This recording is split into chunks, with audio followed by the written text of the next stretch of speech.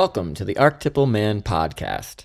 This is part 2 of our series on Rites of Passage. We're calling it Ritual Initiations, Why They Must Return.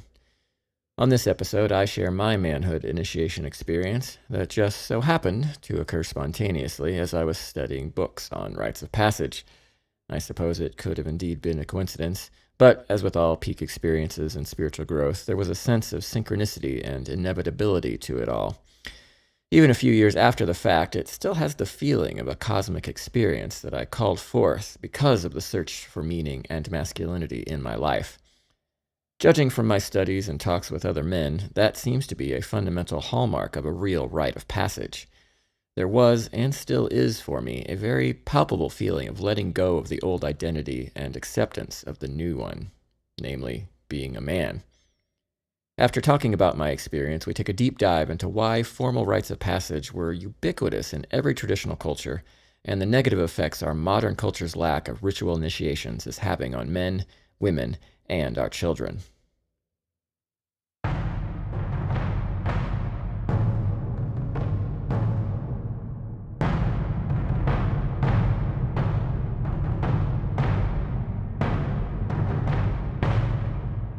That first hunt. The first hunt where you make the kill and you bring your kill back to the village and you cook it and you eat it as a tribe and you're celebrated.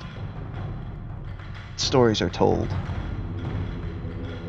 That's the success circuit, and that's the kind of shit that changes you.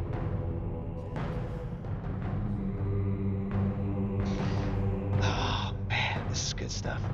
Absolutely. Dude. This has become my spiritual path, man. I had no idea masculinity was the spiritual path for men. Yeah, absolutely. I mean, it's funny, back in the days that we talk about where there were tribes and villages and everything like that, this was just life. Get us smartphones and video game consoles and computers, and all of a sudden, it's all fading fast. The title of this podcast episode, Why They Must Return. These initiations. Our boys are suffering. They need someone and something to give them permission once again to be a man.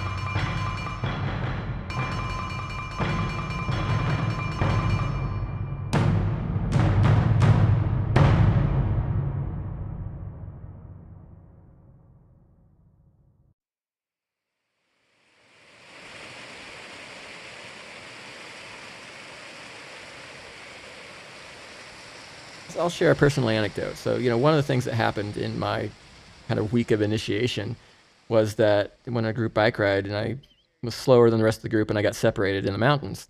So I had to make my own way home. And I was running low on water. I completely hit the wall. I bonked. I ran out of energy. I should have brought more food with me. I didn't expect to be out there for 6 hours. I was thinking 2 or 3 hour bike ride. Wow. So I ended up using a lot of my skills of just meditation, some wild foraging. I found some wild strawberries and some other plants I could eat, and I got a few grams of sugars in me. And so then I came down to what is, and I didn't, even though I've lived here a few years, I didn't realize this section of road is one of the steepest sections of road in the entire United States. And all of a sudden, I am flying down this mountain road with a bunch of switchbacks, going faster than my brakes can handle. And I have a nice bike. Yes, you do. It tested my limits. I skidded out once and got up because there was a car in front of me, and at the level of steepness it was actually much easier to go faster on the bike than in a car. Oh, man. So I was holding the brakes. And so I went down a particularly steep switchback, and I was already riding my brakes, and I started skidding, and I pressed my brakes harder, and nothing happened. I just kept skidding. and I headed straight for the guardrail, and I can't see what's over the guardrail. It's so steep. And I had just enough energy and time to think, I can't go over the guardrail. I have to bail. So I'm headed towards the guardrail. I hit the gravel on the side of the road just before the guardrail. It slowed me just enough that I managed to do an Aikido break fall, where it's a certain kind of flip where you land on your back and the side of your body to spread the impact out. I've studied Aikido for a few years, and I'm sure it wasn't textbook. I'd give anything to see what actually happened because my memory's kind of hazy on it, but I managed to land on the road and get a pretty good case of road rash and several bumps and bruises, but I didn't go over the guardrail. Right. I dusted myself off and rode back down the valley, and I got to the farmer's market and downed 2 limeades in like a minute. My body was screaming for sugar and water. And as I'm just probably look like an insane person, bleeding, downing these limeades one after another, sitting in the shade with my bike. This guy walks past and he's like, "Wow, looks like you had a little scrape." I'm like, "Yeah, I went down Magnolia Road." And he's like, "Oh yeah, I've been there." He's like, "I'm an ex-bike racer." And he showed me his scars from that same road on his legs. Same road. It's a fairly famous stretch of road, as I found out. I'm somewhat new to this whole bicycling thing. And, so we talked for several minutes, and he shared some more stories, and I told him what happened. He's like, "Wow, well, you must be quite the martial artist, because to do a flip off that, because that road has seriously hurt some people." And I didn't even realize at the time the just cosmic significance and the absolute improbable odds that this man would approach me. He was the elder, just like you were saying, "You are your own man now." Yep. You demonstrated skill. You passed the test. You survived Magnolia Road. That's right. My impression when you told me that, yeah, you saved yourself from going over the guardrail, but I would say your old skin went over the guardrail. I would say so too. Yeah, when you told me that, I was floored me. That was a huge initiation. It was. I mean, just the whole day was a cosmic setup. Absolutely, it was. Well, it was like I started out on the bike ride, and it split into 2 groups: the slower group and the faster group. And the slower group just stayed in the valley, not in the mountains. And my skill level was firmly in between. I was faster than the slow group, but I was definitely not fast enough to keep up with the fast group. But I chose to pedal harder and catch up with the fast group and make my way into the mountains, even though I knew it was going to be tough and I was probably going to get dropped at some point. Yep. And that is life. Damn, Skippy. For the archetypal man, it is. That is life. That is choosing the mountain. Wow. Wow. Do you have that quote about killing the boy? The book King, Warrior, Magician, Lover, a book about rediscovering the archetypes of the mature masculine. And in it, it describes an initiation of a young boy that grew up with a tribe of natives. And in this depiction, the boy grows up, is found in the jungle by a tribe, and they raise him as their own. And in one segment, he's approaching adolescence, and he's actually playing in the river with the chief's daughter. And the chief had been watching. It piqued the chief's interest for sure. He was watching the boy's interest in his daughter for the longest time, and then finally, as any good father's interest would be piqued. As any good father, absolutely. One day he comes out to the river where his daughter and the boy are playing, and he shouts from across the river. He says, "Boy, today is the day that you die." And everyone was there. The boy turned and looked. It was the chief. It was the chief's wife, and it was the tribe elders were all standing on the bank. Wow. Yeah. So if that's not an oh shit moment, I don't know what is for the boy. Okay. The river is like the liminal state. Yes, absolutely. I mean, it was very just wow. So much deep symbology. And so the boy is just standing there, doesn't know what to do, and the chief's wife turns to him and says, turns to the chief and says, "Must he die?" And in a boisterous tone, the chief turns to his wife and says, "Yes." And at that point, the boy is nabbed by the tribal elders, who take him into the jungle and render unto him a quite painful uh, ritualistic torture of wrapping him in like this kind of leaves with fire ants and hang him in a tree, and with this Oh, bundle of ants swarming over his body as the ants are biting him and everything, and he's in considerable pain all night. And then when day breaks the next day, the elders come get him. Boy's still alive. They bring him back into the tribe and celebrate him for surviving, saying, "The boy has died and the man is born." For me, that just got me. I'm just like, wow. that was incredible. I remember, yes, it was from a story called the Emerald Forest, and it was so rich with symbology and symbolism. It just got me. Right. Hit me right in the feels, man. Square in the feels. Square in the heart, square in the balls. Simultaneously. Yeah, I'd heard you tell that before, but I'm dropping into the symbolism of it. And you have the tribal elders, right? Hmm. And the chieftain. And they represent the part of the boy that knows it's time for the boy to die, because the boy doesn't want to die. And the boy, I think inherently, psychologically, is never ready to kill himself. Hmm. Absolutely. It has to be the man. And so, the tribal elders are functioning as like an externalized man coming and say, no, it's time to die. It's time to let go of childish things. Like even Paul in the Bible. When I was a child, I thought as a child. Now that I'm a man, I think as a man and do man stuff. Rough translation. The river is like the liminal state, and the chief's daughter is like the jewel, right? Because you have to have a reason to enter into manhood. Right. Like she's the prize, and there wasn't something really compelling and really attractive, like from a deep level, to go through the torture of becoming a man. Nobody would do it. Yep. We're still incentive driven. that's that's always going to be a thing. Absolutely, absolutely. Especially to probably the modern Western mind, being woven into a garment of fire ants seems like just the cruelest torture and just absolutely unnecessary cruelty. But it's not. There are cultures that still do that to this day. There's an absolutely amazing YouTube video from National Geographic of bullet ants. People, to become a man in this tribe, you have to stick your hand in gloves of bullet ants, full of angry bullet ants, whose sting is reported to be one of the worst, if not the worst, animal stings, insect stings in the whole world. Right. And so they dance while they're getting stung for 10 minutes. They have to do this 20 times.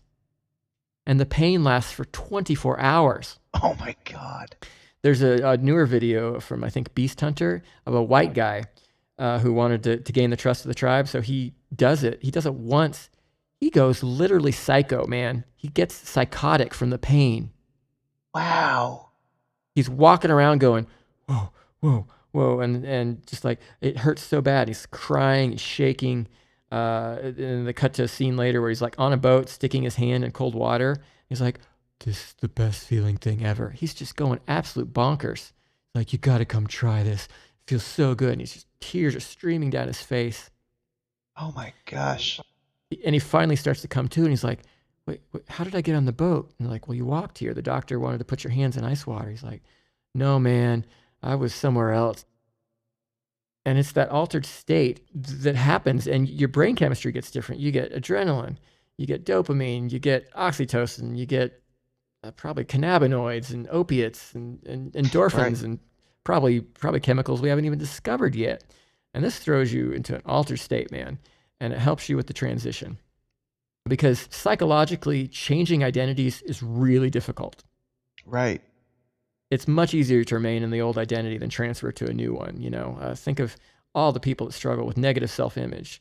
Oh yeah. Just Absolutely. just think better of yourself. But it's like if you're so used to thinking of yourself as a piece of crap, and all of a sudden you woke up and you think, "Hey, I'm pretty good looking, attractive, successful person, you wouldn't even know who you were. Yeah, you're right. You're right. That in itself would cause a psychosis. And so these rituals help you transition with as little psychosis as possible, you know?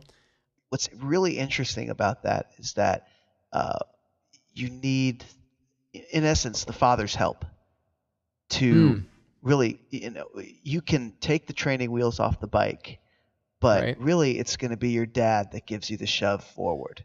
And that's what's interesting about it. There's a part of you that, if you're the boy, there's a part of you that wants the initiation. And maybe it's because we're progress driven. We want to know that we're going someplace at any time. We're making progress. Because even boys, even children, they take pride in the fact that I'm growing. Look, I'm bigger. I've grown. right, And so it really makes a lot of sense that even at the subatomic level, even if they're not fully aware of it, they do want to travel to the other side of that right, state of consciousness, that state of being. For right. me, it was a jalapeno pepper Yeah. when I was when I was probably about 10, 11 years old. I grew up in a family that was, not to get too deep here and off subject. I had there's a lot of, This isn't a covert. therapy session. This This is isn't not a an Aries therapy therapy session. session. Right. No. Oh, sort of is actually. There's a lot of narcissism and a lot of covert narcissism in my family. Mm, Same kind of thing, a devouring mother, kind of a archetypal thing going on with my mom. My dad was he's not very he doesn't step up, and so he just kind of lets her rule the roost, and that's always the way it's been. I remember I was about 10 or 11, and we were eating pizza in our car before we were about to go on a walk in the park. The pizza that we had came with whole jalapeno peppers on the side. And so my that's dad, a spicy pepper. that's a spicy pepper. Yeah, my dad took one and popped it in his mouth and chewed it. His face turned all red. He was like, oh my God. And Right. he's chugging soda. And he's like, he turns to me, and I'm in the back seat, and he turns around to me and he says, Chris, it's like, do you want to test your manhood? And then my mom's like, no, Jeffrey, no. I'm like, oh, okay. I see the parallels of the chief's wife. Must he die, or in this case, must he eat the jalapeno pepper? Yes, he's gonna eat that damn pepper, damn it. That's right. Wow. And so I took that pepper, and I took it, and I ate it like a boss. I will admit that pepper might as well have been an Oreo. Something inside me. I didn't even like jalapeno peppers. Anything spicy just turned me off, even at that young age. I just didn't really like it. Wow. I was also allergic to just about anything green, which you know how that is. You don't like Right. vegetables. Right. So, but I popped that pepper, man, and I popped it like a boss. And my face was on fire, my throat was on fire, but you know what? It felt good because I felt in that moment celebrated as a man. There was something inside Wow. me that was alive It. like that. And it stuck with me for a long Right. time. And of course, it ended up being kind of a bummer because later I'd try to draw from it, say, but I'm a man, remember? And, well, that was just a pepper, son, Mm, back to square one. But, I remember in that moment, that's why I brought it up because subatomically, it's there in all of right. us, in our bones. We want to travel forward. We want to be men. Right. Something that small can be so significant in a boy or a girl's life. Right. How many girls have been scarred for life by one of the more popular girls insulting her or saying something disparaging about her, and she can carry that her whole life. Absolutely. Boys too, and I think, like you said, there's a biological trigger when your dad says, "You want to be a man, son? Mm-hmm. This is how you do it." Yep. There's my dad voice kicking in right there, you know? That was good. That was good. It was like the guy from Mortal Kombat. Test your might. Yes. It could have been radioactive plutonium your dad handed you, and you would have chomped that shit down like an Oreo. Mm-hmm. Because it's so important to pass those manhood tests, and there are deep unconscious brain circuits that know that it's an unconditioned response. Yes, absolutely. And you hit the trigger. Boom. Yeah, you got it. And we're in denial of that in modern Western culture. Mm-hmm. And that's the scariest thing of all. Yeah. You can drink, lattes and talk like this and let your woman completely rule over you, not even something resembling equal partners. You can just be the subservient man that, oh, I'm sorry for the oppression that men have done, which I had no part in. Where's the masculinity? It's gone. And we need a balance. Absolutely. We need the balance. I'm not here to try to preach a return to like super traditional culture where men absolutely ruled over women. It wasn't the best system. It was a system of compromises. And with technology, we can't and we don't need to go back to that system. But the pendulum has sunk so far into masculinity being denigrated that we got to get some balance back because boys are suffering. Oh my God. Yeah, they are. Not to denigrate women because the nurturing side, the growth side is super important. The earth side symbolically is Yes. absolutely necessary. But earth does a thing where, when you're planted in earth, you're fairly still. Earth represents more stillness. And a ritual ceremony is a very masculine archetype, even when women go through it, because it says, okay, this old identity that you were really connected to, we're cutting it and we're pushing you forward.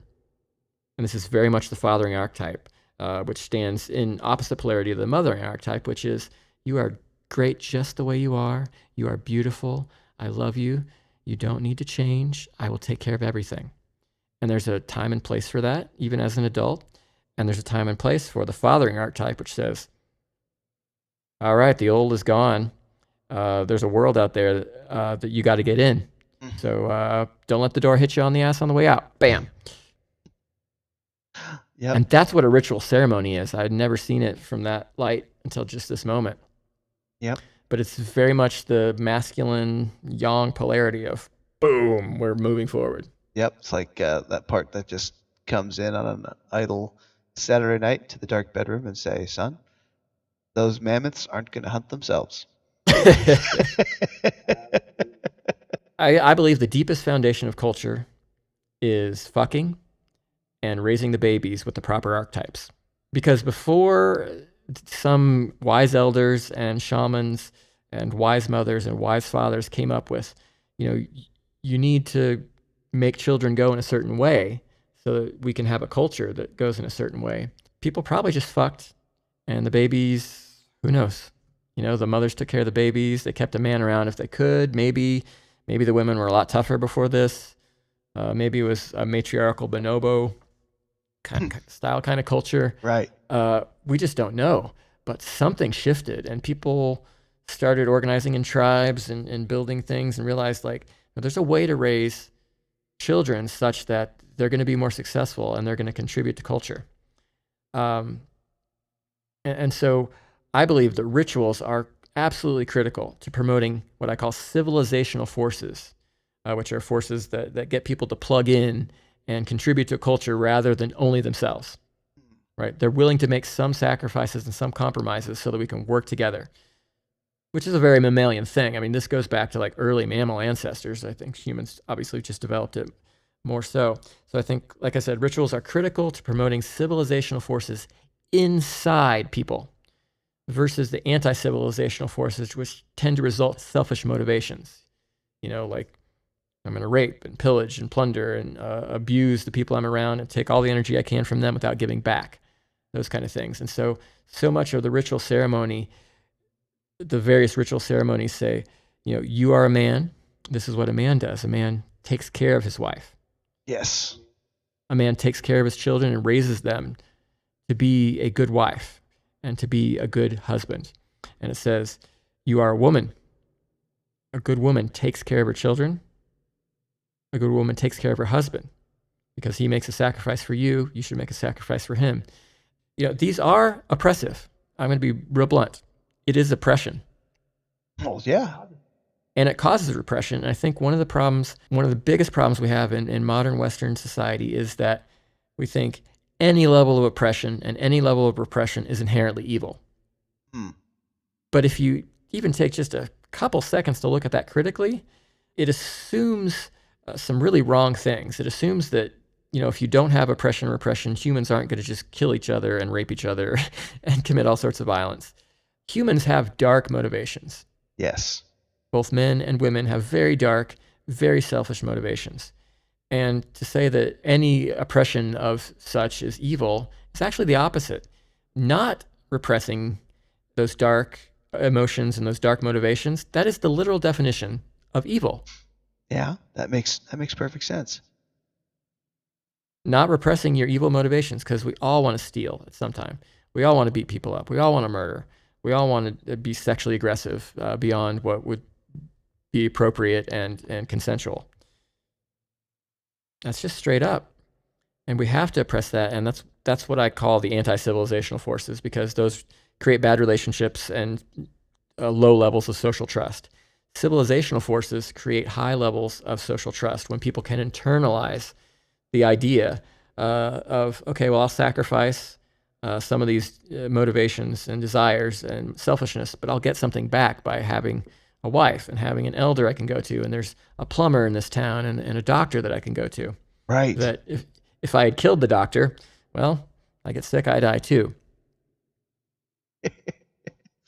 Absolutely. The traditional cultures require sexual and reproductive institutions and behaviors that promote reproduction in the early to mid-fertility years, particularly for women. And they require, almost all of them require some levels of what we would say sexual purity, or abstaining from certain sexual behaviors because they might be harmful to yourself and to the tribe. Right. Yeah. You don't want 13-year-olds making babies. Yeah. That's bad mojo. But you also don't want to wait too long, because which what we have in Western culture. A lot of women are not going to like this, but once you hit 30, birth issues start coming up, and by the time 35, the age 35 for a woman hits, birth complications and the risks of all sorts of problems really increase. Absolutely. You're in a real danger zone at that age. And it's just the way it is. And traditional cultures figured this out, and they promoted, early reproduction, in particular for women. And that was wise, and especially wise because they didn't have medical technology like we have. I can make some concessions for it. It's like, I don't think it's some mortal sin to reproduce at 35, but it's hard, and it's not necessarily the best idea. These civilizational forces need to get internalized. And that has come it has turned into a lot of what we would call oppression and repression. And certainly, you have to find a balance there. And one of the big issues I dealt with being a man was sexual shame. Oh, right. Any feelings of sexual desire created shame in me, because I've just been shamed. My family did. My mom was shamed. My dad was shamed. Their parents were shamed for all that. And so that's definitely crossing the boundary. But right. Saying, oh, yeah, you shouldn't ever feel ashamed and you should just completely follow through on any sexual desire you have, that's just as bad. Right. Balance is key. Right. And so these rituals are an attempt, and they weren't always successful, but the rituals were an attempt to find a balance point. A thought that had occurred to me in talking about this, realizing the genetic expectations of both men and women at the basis of any culture or society, is the genetic expectation of men is to grow strong, and the genetic expectation for women are to grow fertile.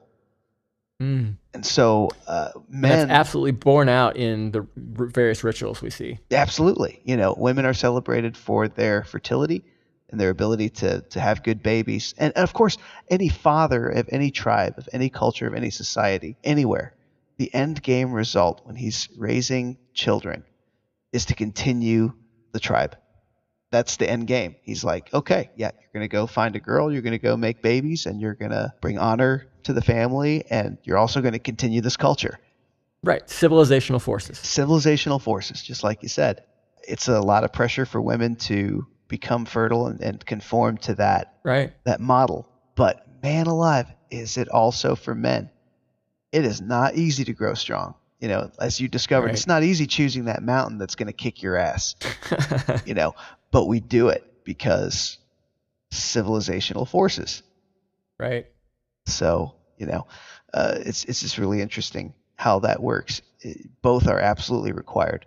And as I talked to you the other day about the model for any society or any culture, a culture cannot exist anywhere where everybody involved do not sacrifice equally. Right. You give up Right. something. You just like what you said. You find that balance between men. You can't swing a battle axe through everything that moves, and then women, you Right. can't have babies with everything that moves. And that's how you have a cogent culture. That's how you have a society. That's how you have a group of people continuing themselves. That's some damn straight talk there. It's real talk, bro. That is real talk, man. Sacrifice is one of the important parts of ritual ceremonies.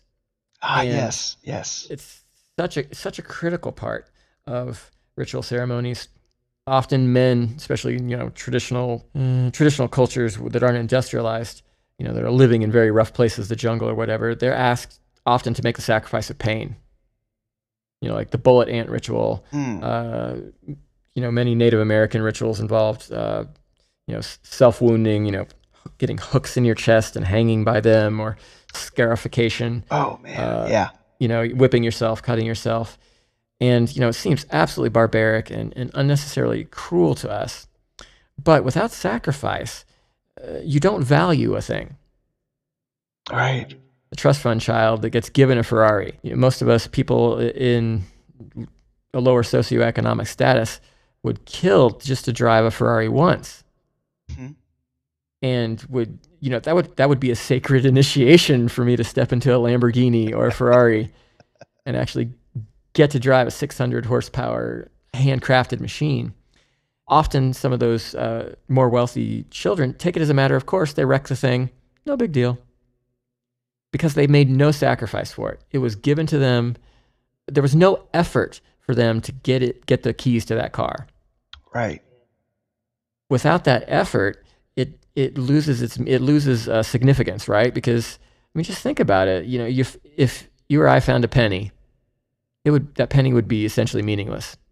And so to go through a ritual ceremony where you don't sacrifice anything, there's no pain, there's no struggle, it's essentially meaningless. Right.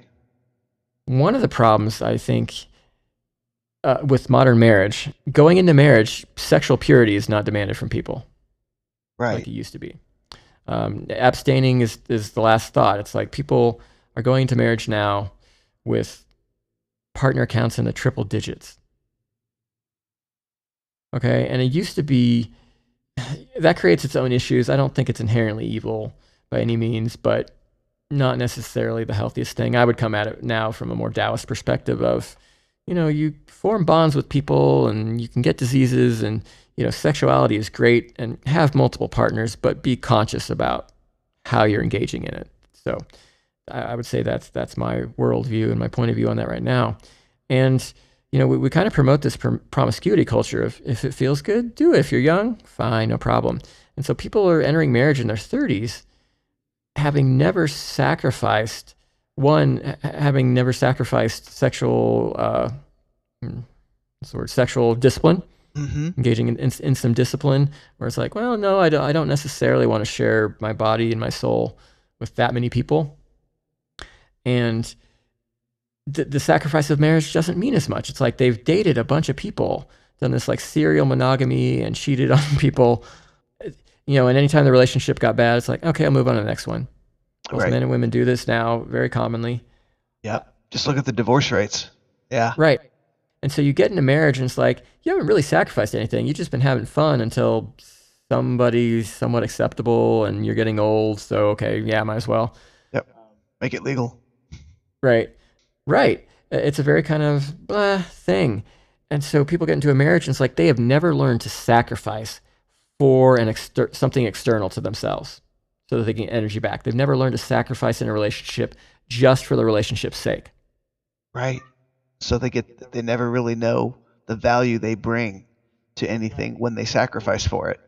Right. And the marriage is meaningless. Right. It's meaningless because they didn't have to sacrifice for it. People's manhood and people's womanhood these days, they didn't sacrifice anything for it.